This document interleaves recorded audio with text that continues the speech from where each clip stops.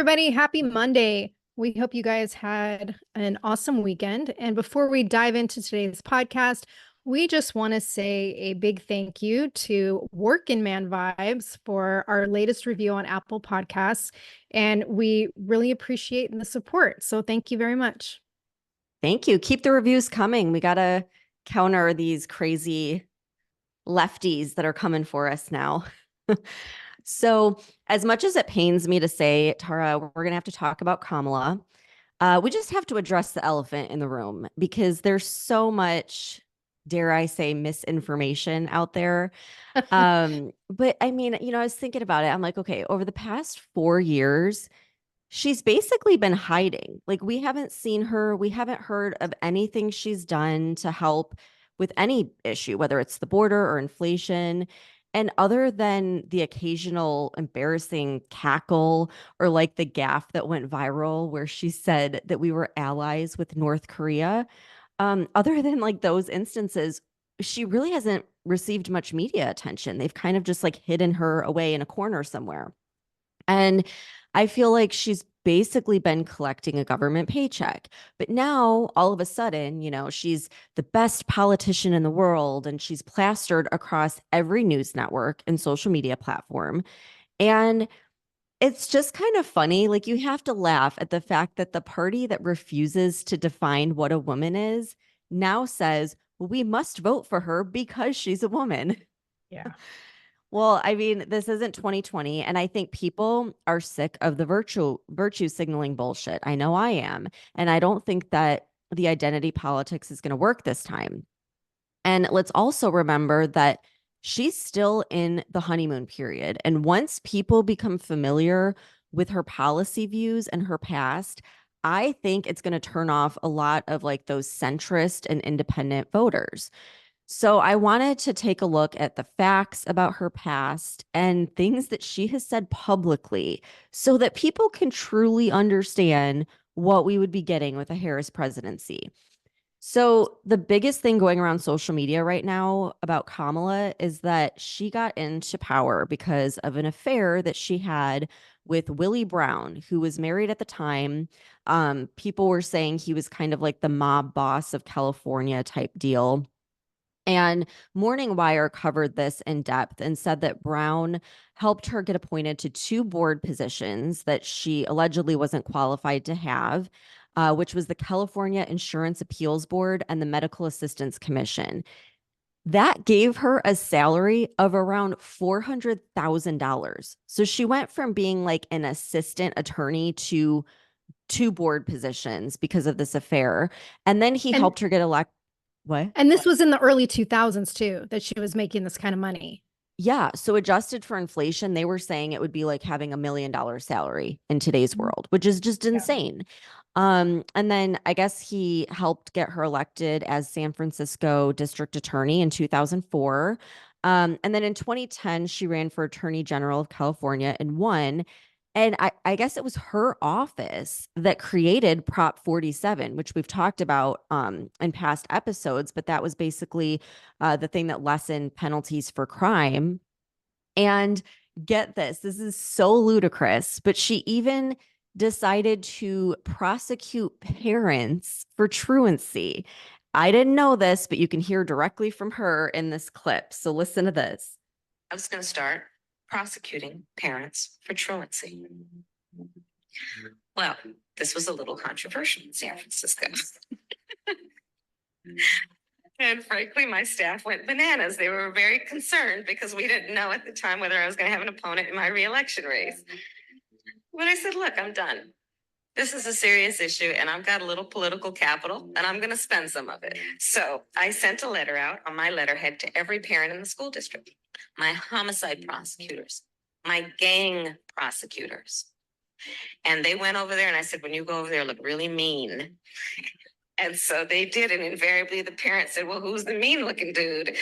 And the principal would say, well, that's someone that mean DA Kamala Harris sent over here because she said she's going to start prosecuting you if we can't work this out. Okay, so pretty typical of California politicians that want to go after parents. But can she get through one sentence without fucking laughing? that cackle, like it's so bad. It's every sentence. Oh gosh. Okay. So perhaps the most egregious part of her past was what she did to two journalists that went undercover and exposed Planned Parenthood for illegally selling aborted baby parts. So, as Attorney General, her office ordered a raid on the home of one of the journalists. And instead of charging Planned Parenthood, she indicted the two journalists, and they were charged with 15 counts of violating state invasion of privacy laws that prohibit the recording of conversations without consent. And then a superior court judge dismissed some of those criminal charges. But even though these journalists had video of Planned Parenthood offering to illegally sell aborted baby parts for profit, Planned Parenthood argued, oh, the video was just edited, and they only decided to show the discussion related to reimbursement for the baby parts. They never denied that. They were just like, oh, they edited it. And in addition to criminal charges for the journalists, Planned Parenthood ends up suing them, and the journalists get ordered to pay $2.3 million in damages for violating federal and state laws by trespassing on private property and secretly recording video of others without their consent. And like, Tara, the craziest part about this whole thing is it is wiped clean of the internet. Like we were talking about in the other episode we did. And all you see now are these fact check articles. So this information came from a Snopes fact check article. And I don't know about you, but the facts don't seem too good for Kamala in this case. It sounds pretty egregious to me. But it happened, and it's out there. So I want to also talk about like just how extreme left she is. And so just like a flashback to the Democrat primary debate in 2020, she was called the most liberal senator, even left of Bernie Sanders, who is a socialist. Like he is outright publicly a socialist. So I found a mashup video with multiple instances of Kamala making it crystal clear that she's not about equality, but equity, which means she doesn't want equal opportunity for all. She wants equal outcomes for all. So let me play that clip. About a goal of saying everybody should end up in the same place. And since we didn't start in the same place, some folks might need more. Equitable distribution. Giving resources based on equity, understanding that we fight for equality, but we also need to fight for equity, understanding not everyone starts out at the same place. So there's a big difference between equality and equity. Equality suggests often everybody should get the same thing. Well, that often assumes everybody started out in the same place, as opposed to equity, which is everyone should end up in the same place. And if you then understand not everybody started out in the same place, you understand some people need more. So we all end up in the same place, right? We are proud of the fact that equity is one of our guiding principles. Proud of the fact that we understand equality is important, but not everybody starts out on the same base. We see that people in our country are having an experience that is not equal. So when we talk about the work we are doing here together, it is recognizing that and being guided by this principle of what we must do in the spirit and in the interest of equity. To put equity firmly at the center of our economic policy. But no, if you look at the reality of who will benefit from certain policies, when you take into account that they're not starting at the same place and they're not starting on equal footing, it will directly benefit Black children, Black families, Black homeowners. Okay, Tara, is it just me or does that sound like pure communism? Yeah, 100%. And I'm It's sorry, but all this equity nonsense hasn't done anything to benefit Black families or Black communities. no. And I think people at this point are pretty freaking sick of hearing about equity. Now I found another clip from C-SPAN, and this is of Kamala as a senator sounding like a complete nut job, where she's grilling acting ICE director Ronald Vitiello on whether ICE, which of course Immigration and Customs Enforcement, is similar to the KKK. This is during an official hearing. It's just freaking unbelievable. So listen to this. But the people just love him. Guy, Oh, we had hang people on. lining up to Wrong get clip. into the Sorry, hang on. Let me find the right one. Here we go. Plus Klan, the KKK. well, the Klan was what we would call today a domestic terrorist group. Why? Why would we call them domestic terrorist group? Because they tried to use fear and force to change political environment. And what was the motivation for the use of fear and It was force? based on race and ethnicity. Right.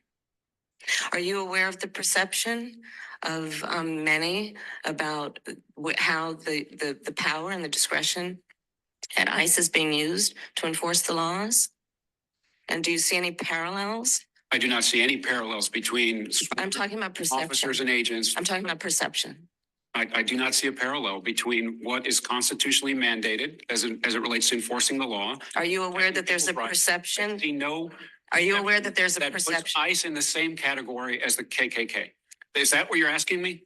No, I'm very specific about what I'm asking you. Are you aware of a perception that the way that the discretion I see no parallel. I'm not I finished. see none. I'm not finished.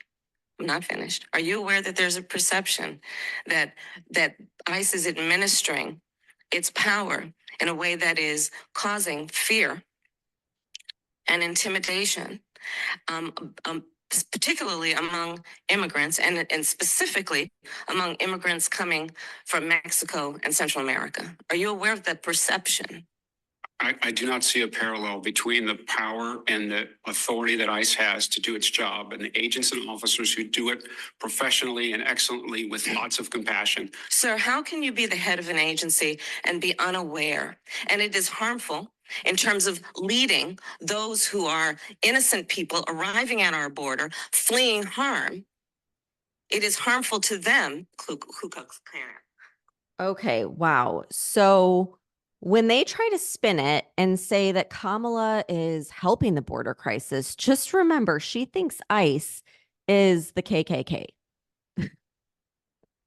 Okay, you just pointed out a lot of really important facts that people should be paying attention to about Kamala and her history.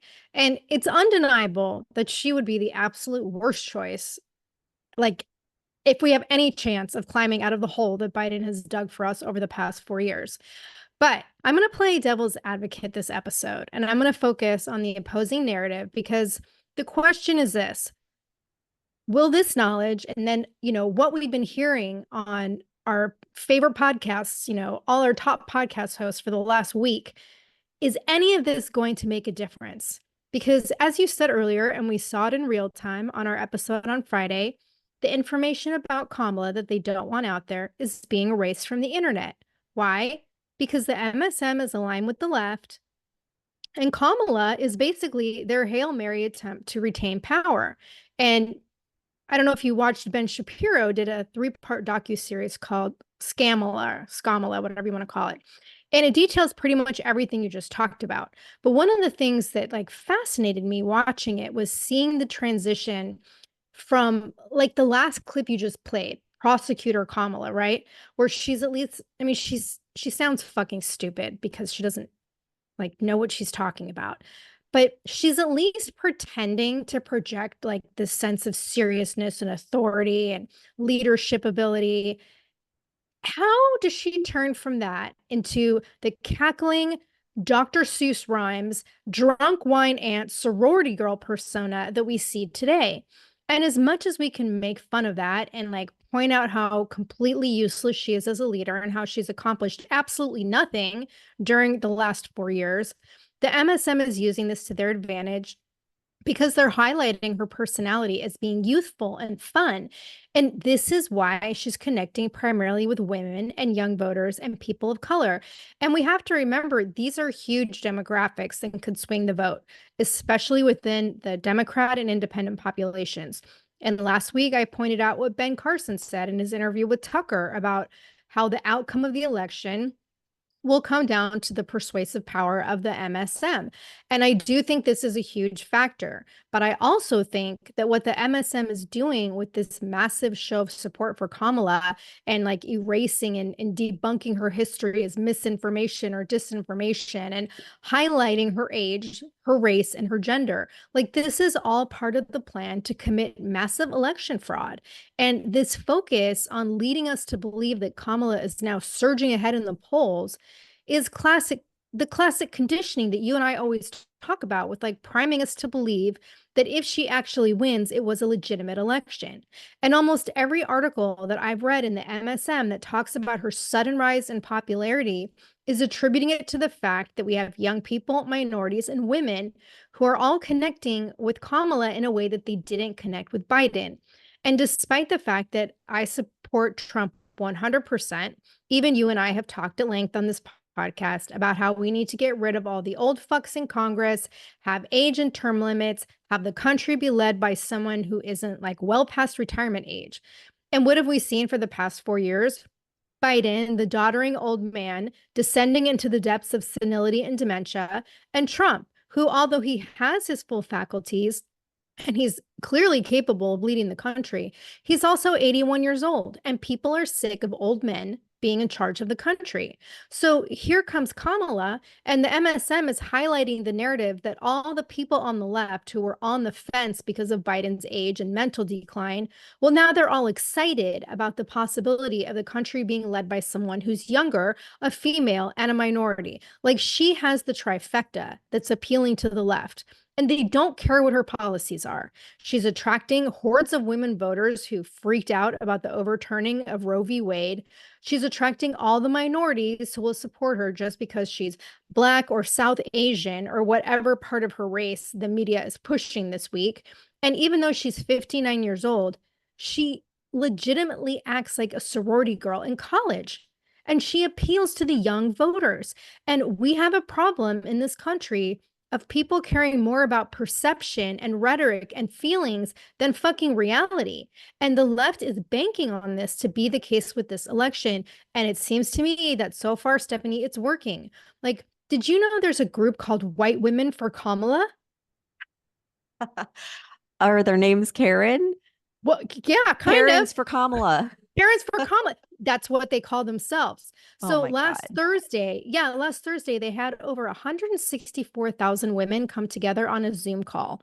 And it was called White Women Answer the Call to support Kamala. And they raised over 2 million in donations, which was even more than the Black Women for Harris Zoom call, like a few days earlier, that was 40,000 Black women. And like the virtue signaling is out of control. What you just said, Karen's for Kamala, Connie Britton, she's like a famous actress. She was on the call. So was Pink.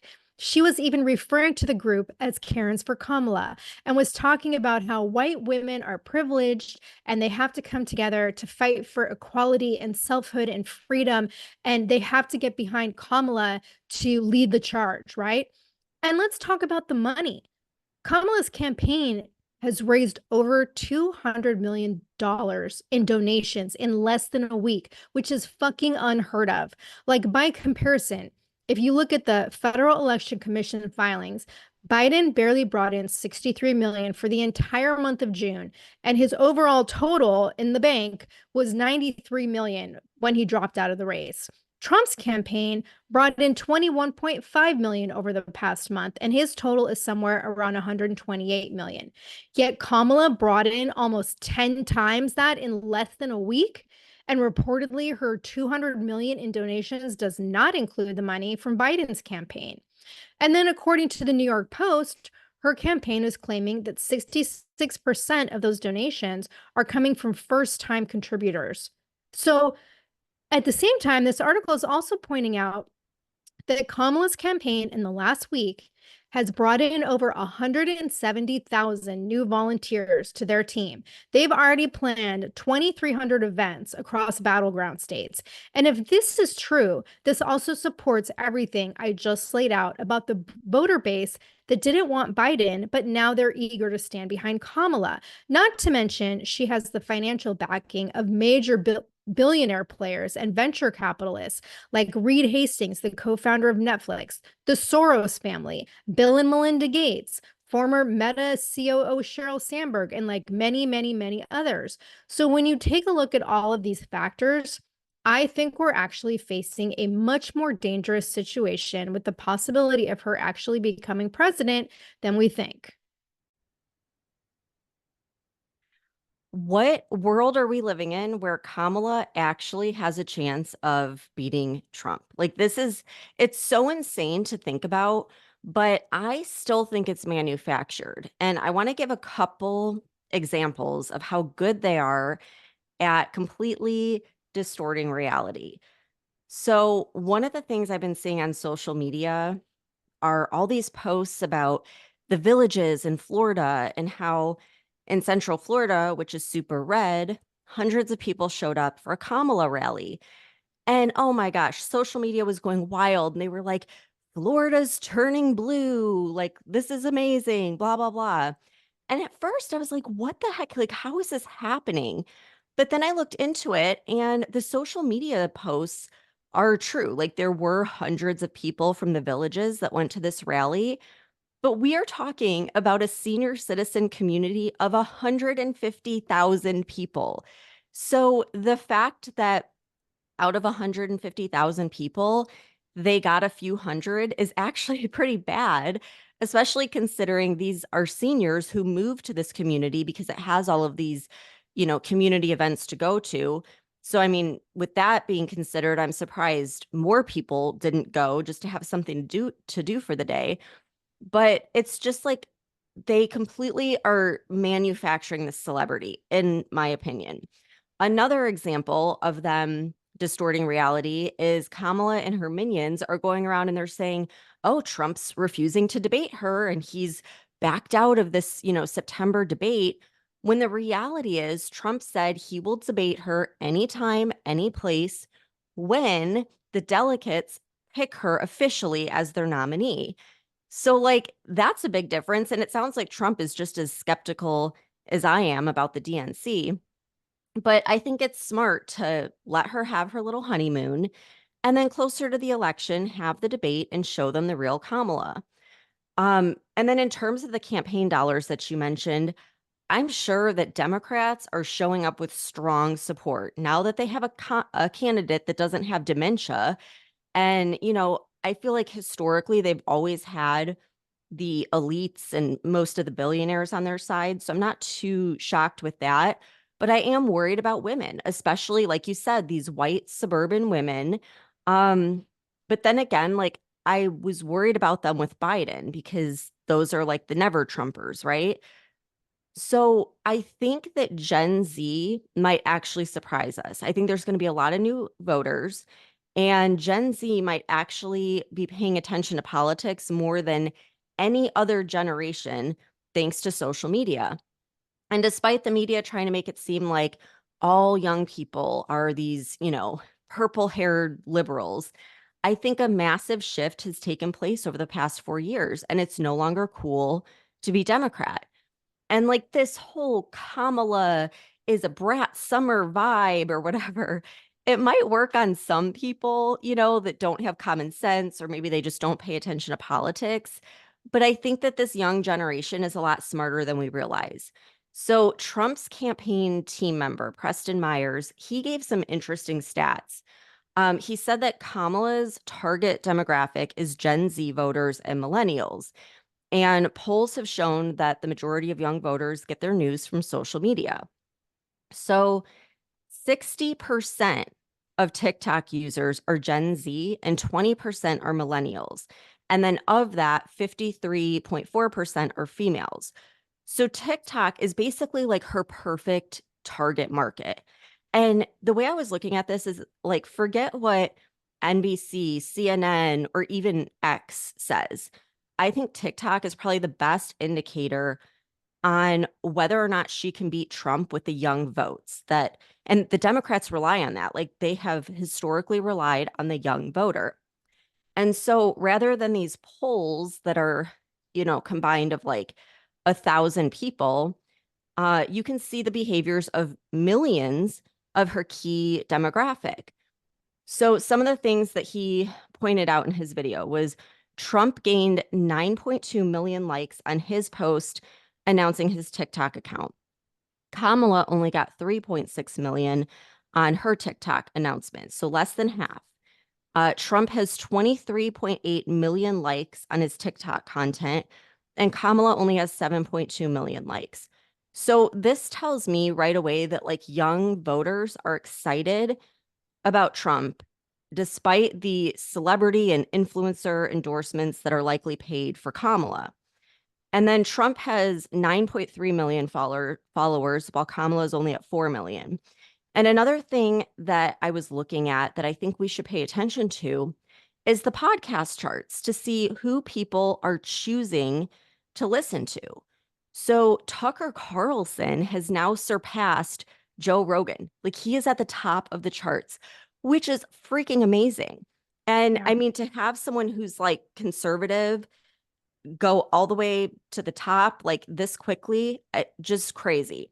So there's those two, Tucker and Joe Rogan.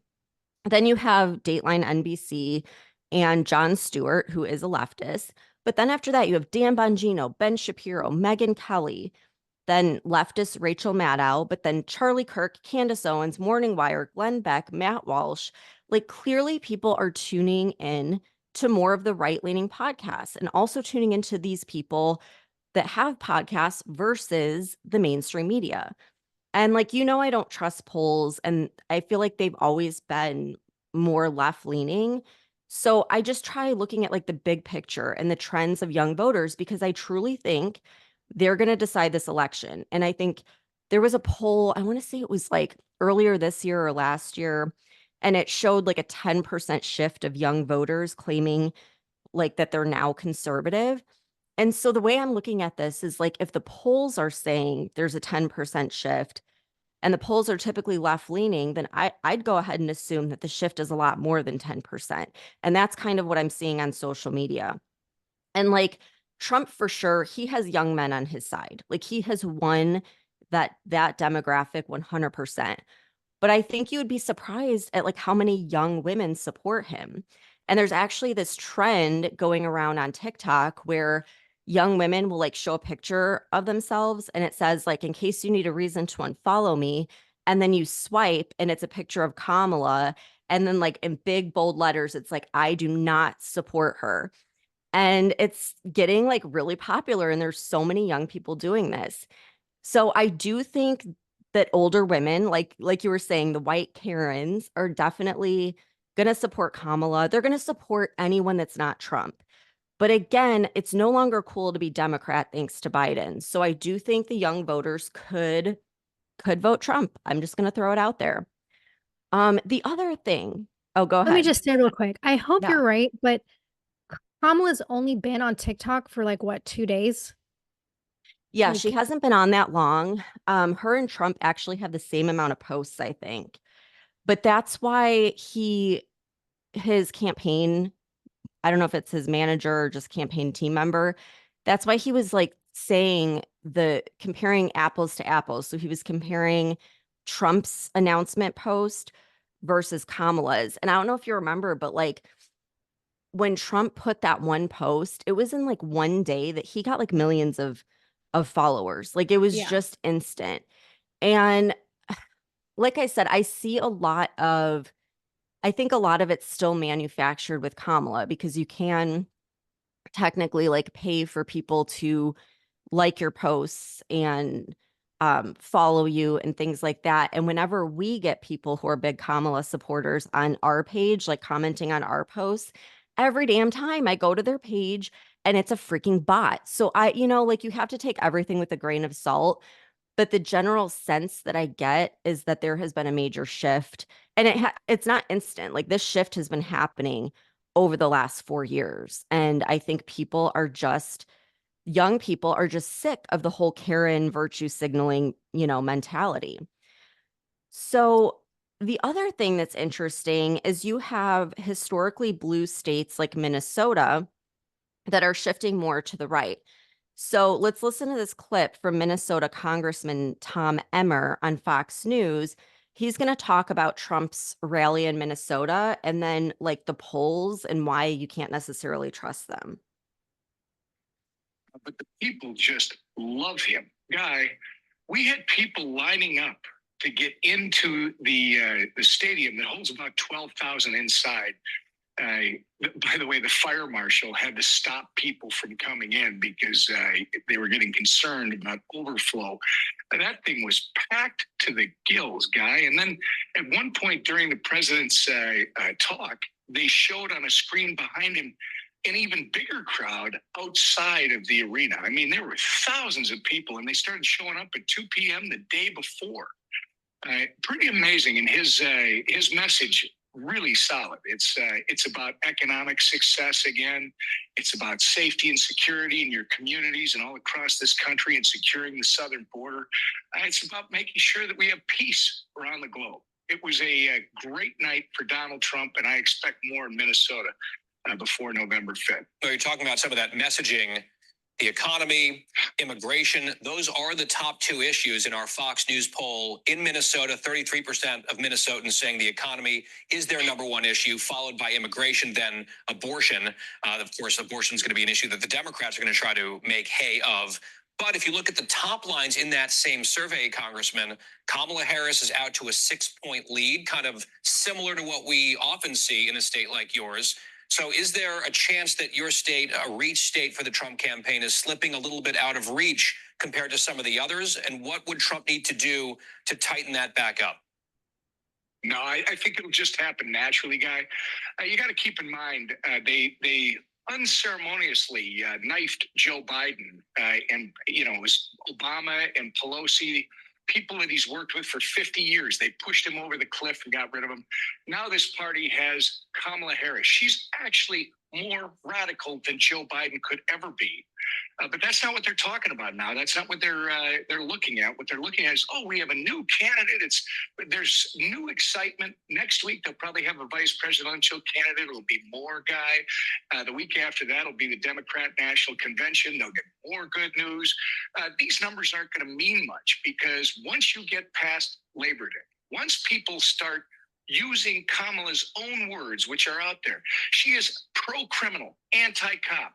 She is anti-energy, which drives our inflation. In fact, she was the tie-breaking vote for the bill that created the Green New Scam and drove our inflation at 20% over the last 3.5 years.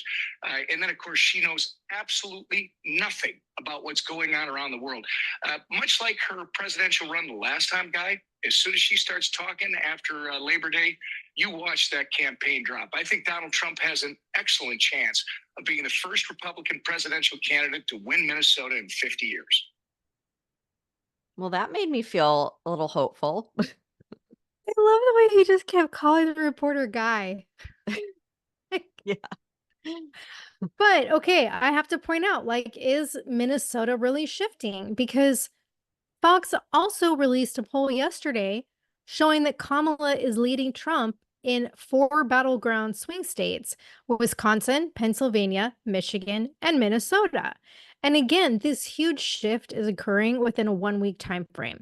And before Biden dropped out of the race, Trump was leading by 6 points. And in less than a week of Kamala being fronted as the nominee that's not even completely official yet, Trump is now only leading by 2 points. That is really a huge shift in a short time period. We still have another 100 days to go.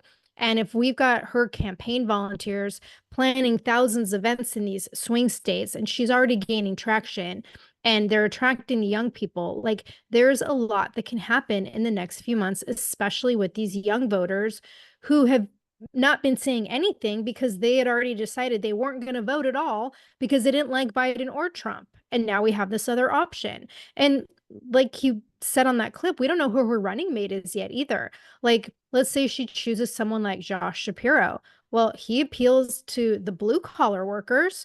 And so that could win her more votes from that population as well. And it's like everything is still so up in the air.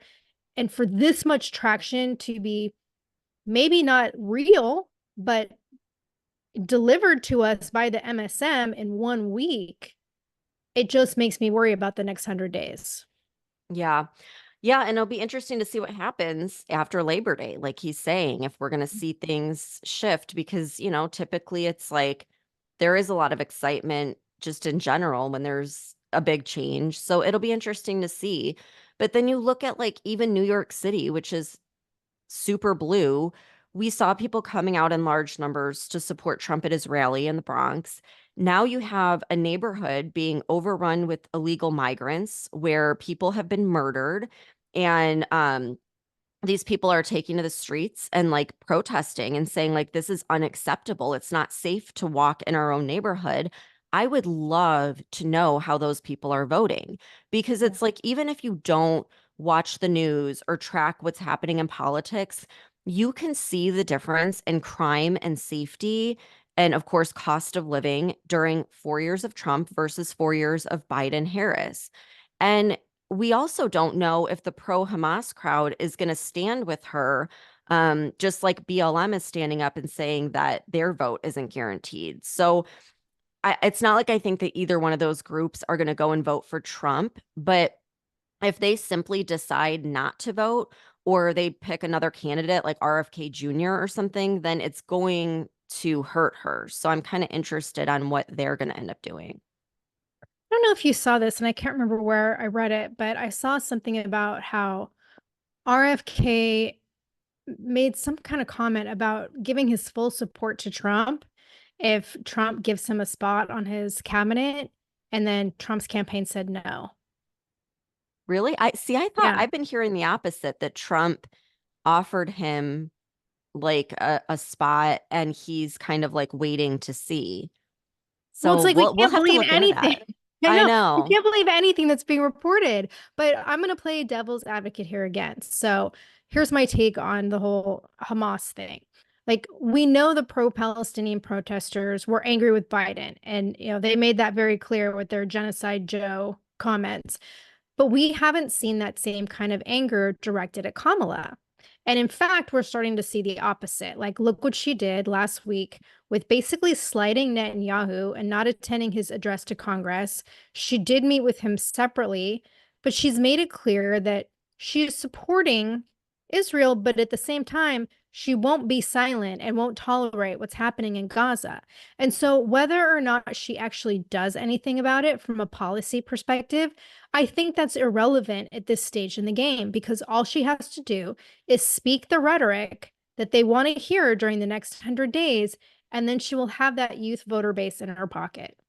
But then what's that going to do with all the Jewish voters? Because what did we say? It was like 73% of Jewish people have voted Democrat in the past. So it's like I feel like she's in a position where she's going to have to make a choice. You either appeal to the pro-Hamas people or you appeal to your Jewish Democrat voters, you know? And that's why I can also see them using this whole, Israel-Palestine conflict and having her come up with the brilliant arrangement for a Yeah. ceasefire, making that Right. Kamala's, and then there you go. That's her win Mm-hmm. right there. And like, it's like you were saying earlier at the beginning of the podcast, she's been the VP for the last 4 years, but she hasn't been in the spotlight. The focus has been entirely on Biden and even other members of his administration. I mean, look, even you and I spend more time talking about KJP over the past 2 years than we have about Kamala.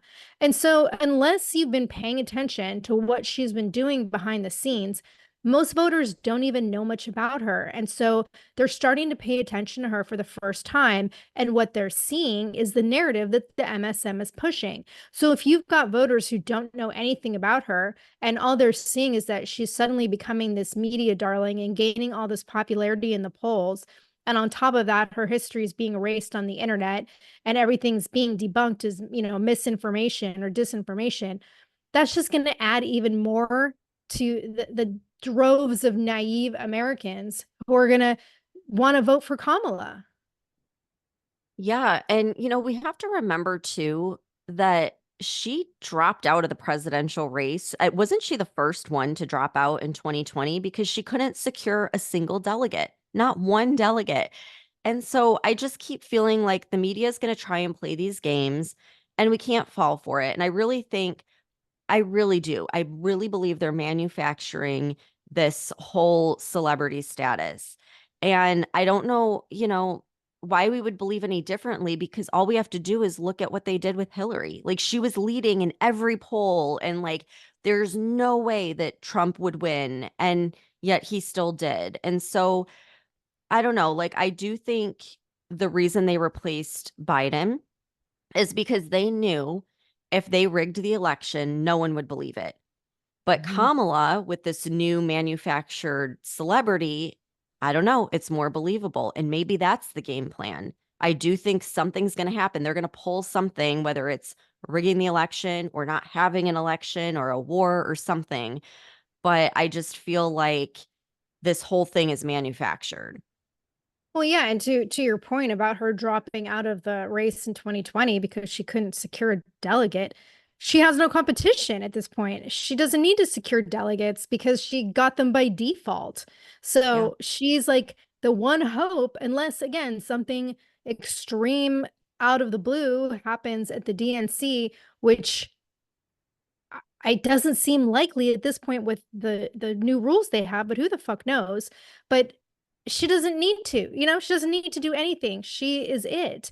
And I also want to point out, like, just because all the focus is on Kamala right now doesn't mean we're out of the woods with fucking Biden. I mean, we still have another 5.5 months of his policies and procedures.